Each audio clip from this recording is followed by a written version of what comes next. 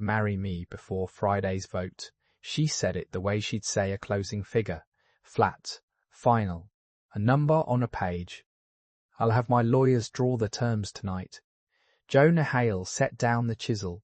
He looked at the woman standing in the sawdust of his workshop in her charcoal suit and city shoes, and he said one word, no. It landed in the room like a dropped tool. She had clearly never heard it before. Not like that. Not from a man in a faded flannel shirt with walnut oil under his fingernails. It was an ordinary Friday in Hollis Bend, Vermont. A week before the Friday that would matter. A week before the Friday that would matter. The kind of October morning where the mist sat low on the river and the maples had started to burn at the edges. Jonah had been sanding the leaf of a dining table. He'd promised the Abernathys by Thanksgiving. His daughter Posy, 7 years old and missing a front tooth, was at the bench by the window sorting wood scraps into what she called families. Big ones were the parents. The little curls of offcut were the babies. Then a black SUV had pulled into the gravel lot of Hale and Daughter Fine Woodwork. The sign Posy had insisted on, and a woman had stepped out who did not belong to any of it. She'd introduced herself as Vivian Vance Cole. The name meant nothing to him then. She'd said she was the chief executive of Vance Industries, and that meant nothing to him either. Or so he let her believe. She'd walked the length of his shop with her arms crossed, taken in the old Ford and the lot, and the patched roof and the child sorting wood, and she had made her offer with the efficiency of a woman who had decided, on the drive up, that this would be a transaction. You don't understand what I'm offering, she said now. I understand it fine, Jonah said. You're offering money for a wedding ring you'll take off Saturday morning. Her jaw tightened. I'm offering you more money than this town sees in a decade, for one signature and one courthouse appearance, and I'm telling you no. He picked the chisel back up. There's coffee on if you want some before the drive back. She did not want coffee. She wanted to know why a man with a leaking roof and a child in hand-me-down boots would turn down a fortune. The not knowing seemed to physically pain her. People like Vivian Vance Cole did not encounter no. They encountered terms. What she did not know, what she could not have known, standing there furious in his sawdust, was that Jonah Hale knew exactly who she was. He had known the moment she'd said her middle name, Vance.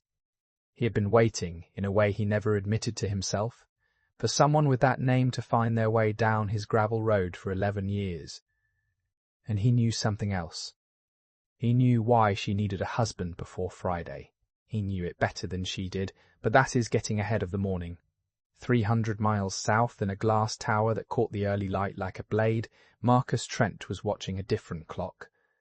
Trent had been Arthur Vance's partner for 30 years, which was another way of saying he had spent 30 years standing just behind a great man, close enough to feel the warmth and far enough that no one ever mistook him for the source of it. When Arthur died, quietly in a hospital bed, 11 years after the accident that took his son-in-law and his appetite for the business, both, Trent had expected the company to fall to him like ripe fruit. It had not. It had fallen in pieces and conditions to Arthur's daughter. Now Trent stood at the window of the executive floor and turned a fountain pen over in his fingers. He thought about Friday. On Friday, the board would vote on the Halverson offer, a buyer Trent had quietly courted for 2 years, a buyer who would carve Vance Industries into parts and sell them for scrap and pay Trent, through arrangements that would never appear on any filing, very handsomely for his help. The vote was close. It would come down to the controlling block of shares, Arthur's old voting trust, 41% of the company, the block that decided everything. And that block belonged to Vivian. Almost, Trent smiled, because he was a man who had read the trust documents more carefully than the woman they concerned. There was a clause, an old man's clause written by a father who had never quite trusted his daughter to be happy.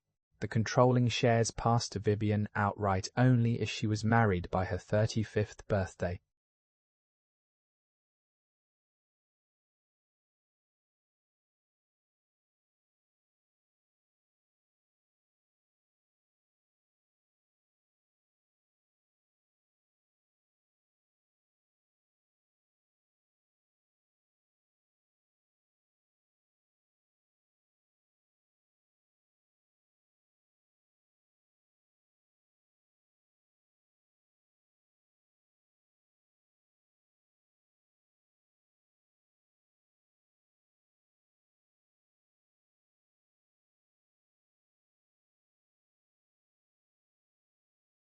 Her 35th birthday was Friday.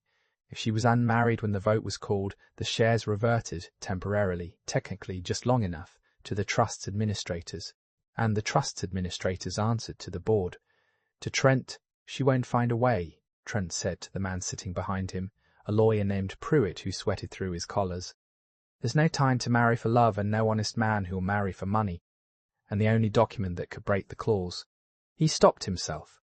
Pruitt looked up. The codicil. Doesn't exist, Trent said too quickly. Arthur talked about a great many things at the end. He talked about angels in the room. There is no codicil. But Trent's hand had gone still on the pen, because he had been there in those last weeks, and he had heard Arthur, lucid, terrifyingly lucid, say that he had fixed it. That he had written it down and given it to the only honest man left. And then Arthur had refused, with a dying man's stubbornness, to say the man's name. Trent had spent a year looking. He had found nothing. He did not yet know about Hollis Bend. He did not yet know about a carpenter. But he had hired men whose entire profession was finding out. Back in the shop, Vivian had not left. She had walked outside to make a phone call, 3 of them, low and clipped, her free hand pressed to her forehead, and Jonah had watched her through the window while he worked, and had felt the old guilt stir in him like silt. It was Posey who broke first. Children have no patience for the long silences of adults. She had crept to the doorway with a small, smooth block of cherry wood in her fist, the prettiest piece in her sorted families. She had walked right up to the furious stranger in the gravel lot. "You look sad," Posey said. She held it out. "This one's the best. You can have it." Vivian Vance Cole, who that morning had offered a man a fortune and been refused, who had built a career on never showing the inside of herself to anyone, looked down at a 7-year-old holding out a piece of wood. Something in her face came apart at the seams for exactly 1 second before she stitched it shut again. "Thank you," she said. Her voice had gone strange. "What's your name?" "Vivian. That's a grown-up name." Posey considered her. "My dad makes the best tables in the whole world. He made one for a man who cried." "Did he?" It was happy crying. The man said it looked like his grandma's. Posey lowered her voice to a confidential whisper. "We're getting the roof fixed when the Abernethy table is done. Then I get a real bed instead of the cot." Jonah came to the doorway then, quietly, and put a hand on his daughter's shoulder. "Pose. Go finish the families." Posey went. Vivian watched her go, the cherry block still in her hand. When she turned back to Jonah, her face had changed. The transaction had drained out of it. What was left was something rawer and more honest, and it cost her visibly to let him see it. "I'm going to lose my father's company on Friday," she said. 40 years of his life. 2,000 people's jobs. There's a clause, an absurd, humiliating clause that says I have to be married, and I'm not. And a man named Marcus Trent is going to use it to sell everything my father built to people who'll burn it down for the copper wiring. She laughed, but there was nothing in it. "I came up here because I was out of options and someone gave me a name, your name, and I told myself I'd be cold about it, transactional, so it wouldn't feel like begging." She looked at the shop, the cot's roof. The cot she now understood was a child's bed. "I'm sorry." It was a cruel way to ask a kind man for help. Jonah went very still. "Who gave you my name?" he said. She didn't catch the change in him. "It doesn't matter. A dead end. Just, who gave you my name, Miss Cole?" Something in his voice made her stop. She reached into her bag and drew out a single sheet of paper, folded into thirds, soft at the creases from being opened too many times. She held it out. "I found it in my father's desk after he died," she said. "I never knew what it meant. I thought maybe. When everything fell apart this week, I thought maybe it was the only thing he ever left me that wasn't a problem to solve." Jonah took the paper. He unfolded it.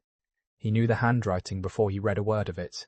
He'd know Arthur Vance's hand anywhere, the hard downstrokes, the way the old man crossed his sevens like a European, like the immigrant father who taught him. It lost its colour. There were only 2 sentences on the page. If she is ever cornered, send her to Jonah Hale in Hollis Bend. He has the thing I could not give her myself. What thing? Vivian said. Her voice had dropped to almost nothing. Mr. Hale, what thing? What did my father give you? Jonah Hale stood holding his dead employer's handwriting, the man who had kept a sealed envelope locked in a steel box under the floor of his workshop for 11 years, who had promised a dying man he would not open it or speak of it until the day Vance came asking, and who had half convinced himself that day would never come. He looked at Arthur's daughter standing in his doorway with her father's words trembling in her hand. Pose, he called, not taking his eyes off Vivian. Go on up to the house. Put the kettle on for me. The girl's footsteps pattered away across the gravel. When she was gone, Jonah crossed the shop to the far corner. To the workbench he built first, before all the others. He knelt. He worked his fingers into a seam in the floorboards that no one would ever find who didn't know to look. He lifted a section of the planking free. Underneath was a small steel strongbox dull with age. 11 years, Jonah said quietly, more to himself than to her. I told him no one would come. He said someone would, and that when they did, I'd know it was time, because they'd be standing here with their back against the wall. He lifted the box out and set it on the bench. He rested his hand flat on the cold lid of it, the way a man rests his hand on something he has feared. Your father was the smartest man I ever worked for, Miss Cole, and I quit on him 11 years ago and never went back, and I have regretted it every single day. Vivian stared at the box. Worked for him. You're a carpenter. I am now. Jonah took a small brass key from a cord around his neck. She hadn't seen it before, tucked under his collar all this time, and fit it to the lock. Before that I was the general counsel of Vance Industries, your father's lawyer, his friend. The lock turned with a soft, heavy click that seemed very loud in the quiet shop. He came to see me 3 weeks before he died. He drove up himself, which he had no business doing. He sat where you're standing. And he gave me this, and he made me promise. Promise what? Jonah lifted the lid. Inside, on a bed of faded green felt, lay a single envelope. Cream-coloured, thick, sealed with a bead of red wax that had cracked but held. Across the front, in the same hard hand as the note in her fingers, were 3 words. For my daughter. Vivian's breath went out of her all at once. She reached for it. Jonah's hand came down gently over the lid, not closing it, just stopping her. There's something you need to understand before you open this, he said. The reason your father couldn't give it to you himself, the reason he hid it 300 miles from his own office with a man who'd walked away from all of it. He met her eyes. It wasn't to protect you, Miss Cole. It was because the moment Marcus Trent learns this envelope exists. Gravel crunched outside. A second black SUV, not hers, was rolling slowly up the road toward the shop. 2 men. Jonah had never seen before were getting out of it. One of them was already looking at the steel box on the bench through the window. The 2 men moved like they'd done this before, not hurried. Hurried men make witnesses. They came up the gravel slow and easy, suits a little too good for Hollis Bend. The taller one had already mapped the room through the glass, the box, the woman, the carpenter, the exits. Jonah closed the lid of the strong box without locking it and stood between it and the door. Pozzie's at the house, he said low to Vivian. Whatever happens in the next 10 minutes, you let me do the talking. I used to be very good at this. The door opened without a knock. Mr. Be very good at this.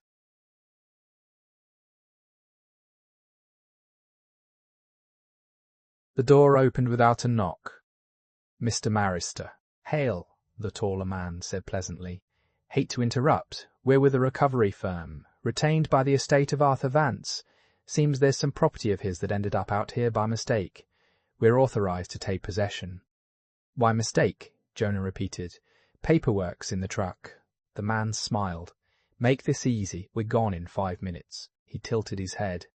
So what you actually are is 2 men who drove 300 miles to take a dead man's letter to his daughter off the books before she could read it. "How am I doing?" The smile thinned. The shorter man's hand drifted toward his jacket. Not a weapon, Jonah judged. A phone, the modern threat.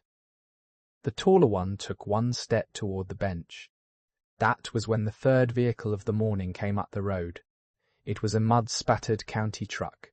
It belonged to Hal Brisby, who had been the Hollis Bend sheriff for 19 years and had stopped in, as he did most Fridays, because Jonah made him a chair once, and Brisby never forgot a kindness or a face. He climbed out, unhurried, thumbs in his belt, and took in the scene with the flat patience of a man who had seen every kind of trouble a small town could grow.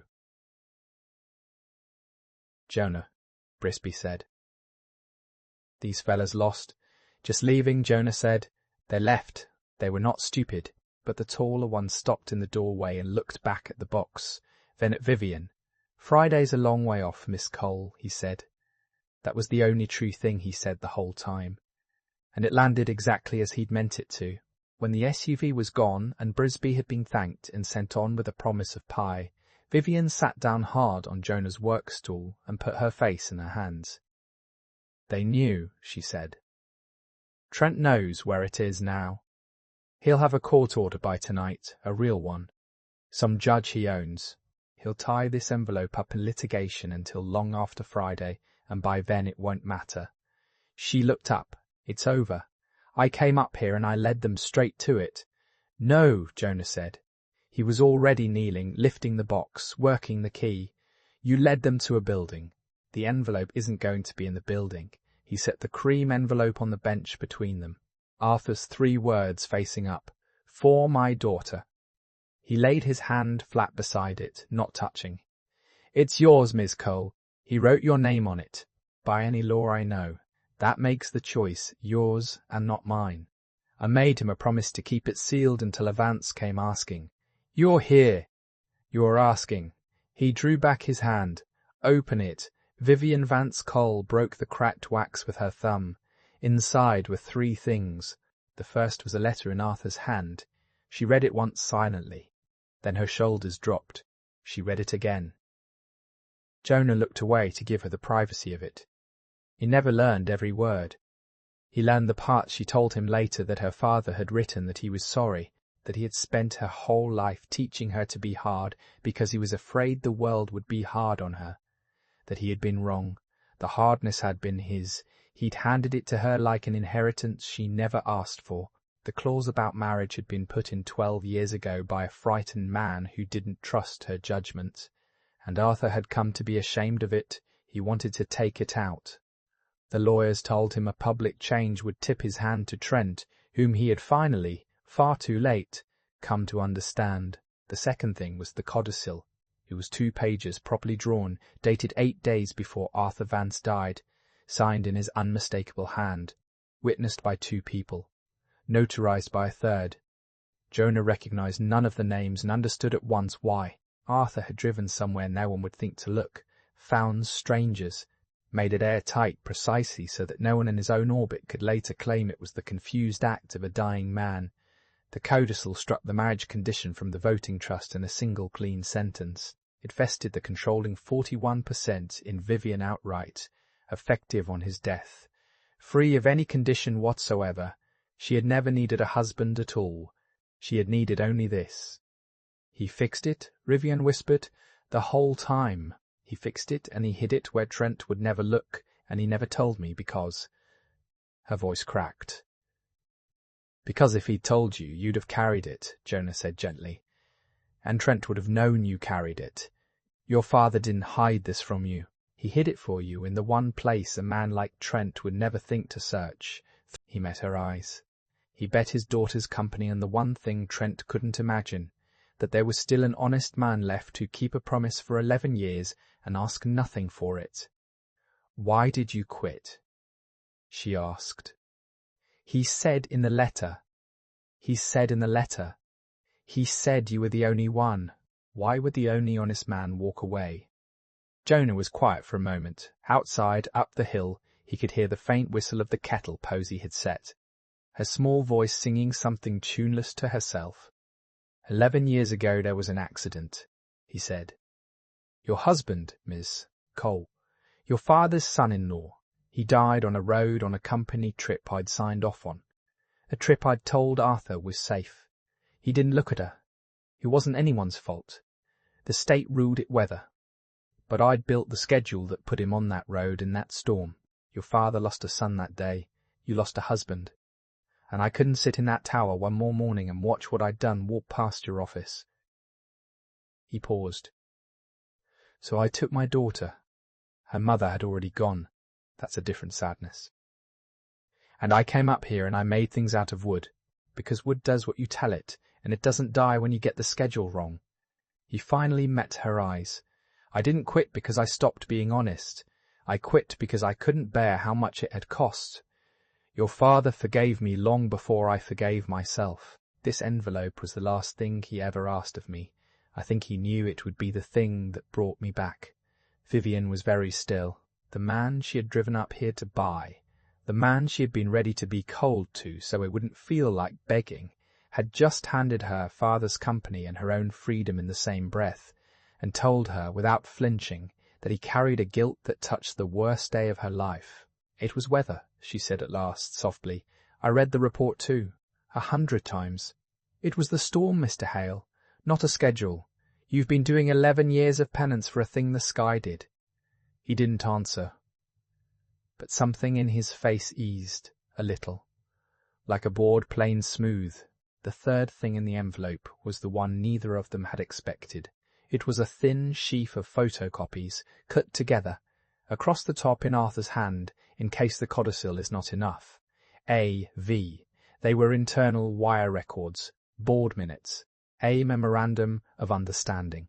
Jonah read them with the swift, cold attention of the lawyer he had been. When he looked up, his eyes had changed. Your father didn't just protect you from Trent, he said. He built the case against him.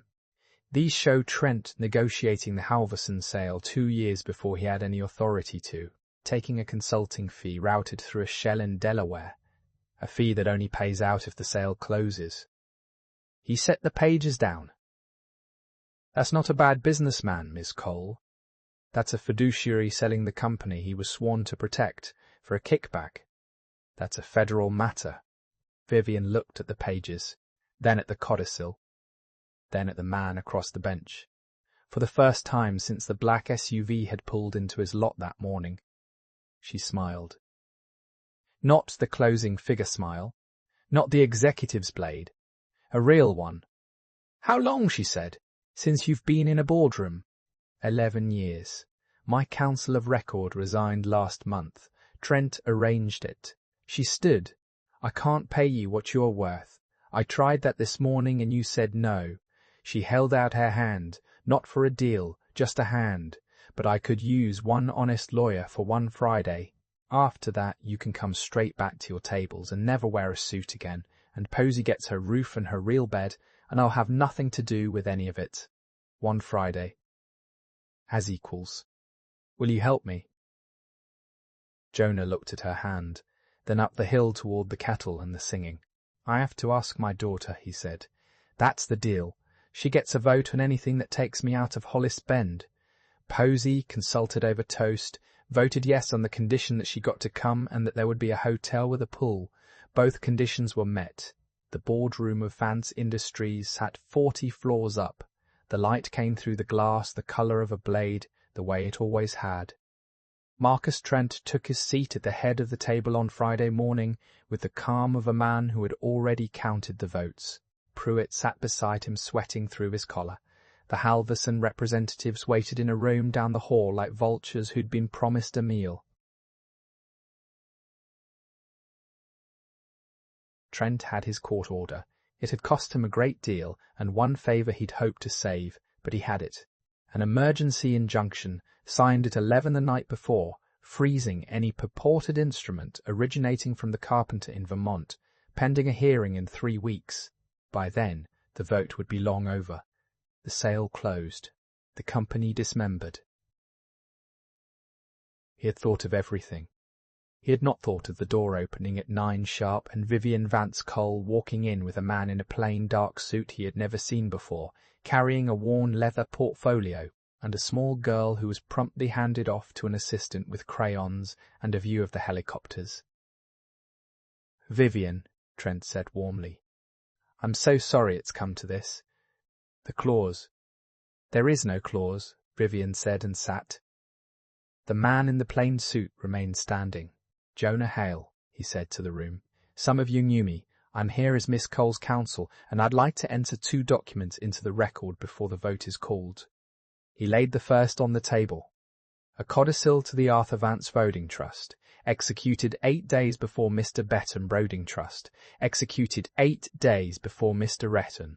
Vance's death, witnessed and notarized, striking the marriage condition in its entirety and vesting the controlling shares in his daughter outright. It is, I promise you, genuine, and every one of you will want to read it before you vote on anything, because a vote taken in defiance of it is a vote you will personally answer for. Trent's voice was smooth as ever. "We have a court order freezing exactly that instrument." "Nice try, Hale, but you've been gone too long. This is inadmissible until—" "The order freezes any instrument originating from me in Vermont," Jonah said. "Read it again. Your own judge was very precise. This codicil didn't originate with me. It originated with Arthur Vance, in his own hand, witnessed by 3 people in a notary's office in Plattsburgh, New York, 2 years before I ever saw it. I was a custodian, not a source. He let that settle. You wrote your injunction to stop a carpenter. You forgot to stop a dead man." A ripple went around the table. Pruitt had gone the color of paper. "And the second document," Jonah said. He laid the photocopies down and slid them not to Trent, but to the 2 independent directors at the far end, the ones Trent had never been able to buy. Wire records, a consulting agreement routed through a Delaware shell, payable to Marcus Trent on, and only on, the closing of the Halverson sale. Negotiated, per these minutes, beginning 26 months ago, while Mr. Trent sat as a fiduciary of this company, sworn to act in its interest. He looked at Trent for the first time. "Mr. Vance found it before he died. He hoped he'd never have to use it. He gave it to me in case the truth wasn't enough on its own."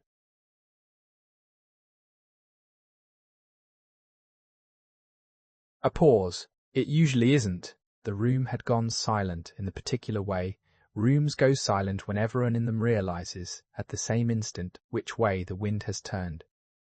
Trent stood. He opened his mouth. Whatever he had built over 30 years to say in a moment like this, surely he had built something. It did not come. One of the independent directors was already on the phone to outside counsel. The other was reading the Delaware agreement with the slow horror of a man recognizing his own signature 2 pages back. A signature Trent had told him meant something else. "The vote on the Halverson offer," Vivian said quietly, "is withdrawn from the agenda. Effective now on the authority of the controlling bloc, which is mine." She did not raise her voice. She had learned, somewhere in the last week, that she didn't have to. Mr. Merrin the last week, that she didn't have to. "Mr. Merrin, Trent, you'll want your own lawyer. Not Pruitt. Pruitt's going to be busy. The SEC tends to call within the day once a matter like this is referred, and it's being referred this afternoon."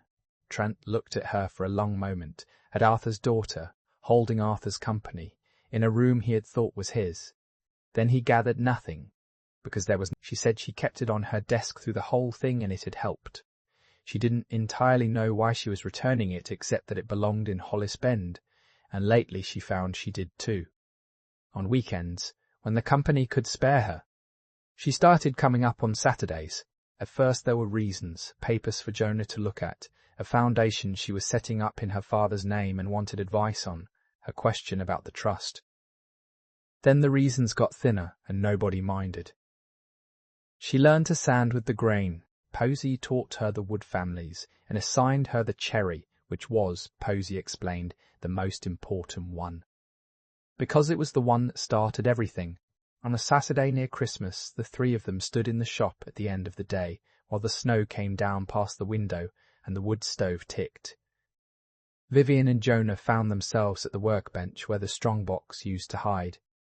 Standing closer than 2 people stand by accident, Her hand rested on the worn wood.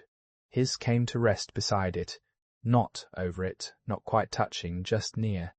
The way his hand had rested near her father's envelope in October, when the choice had still been hers to make. Neither of them moved it. "You said no," Vivian said quietly. "That first morning, before anything. Why?" "Because you asked me to marry you like you were buying lumber," Jonas said. "And because I already had the one thing that meant you'd never have to ask anyone that question again." He looked at her. "I wasn't saying no to you, Miss Cole. I was saying no to the deal. There's a difference. I've had a few weeks to hope you'd notice it." Outside, the snow kept falling on the patched roof and the old Ford and the sign that said Hale and Daughter. Inside, Posy hummed her tuneless song and sorted the last of the light. 2 hands lay side by side on a workbench one of them had built, not yet touching. In no particular hurry to be anything other than near. She had come to him with a demand and a deadline. She left, eventually, with neither. Only a father's letter finally read, a company that was hers without conditions, and the slow, unhurried discovery that the most valuable thing Arthur Vance had hidden up that dirt road had never been the envelope at all.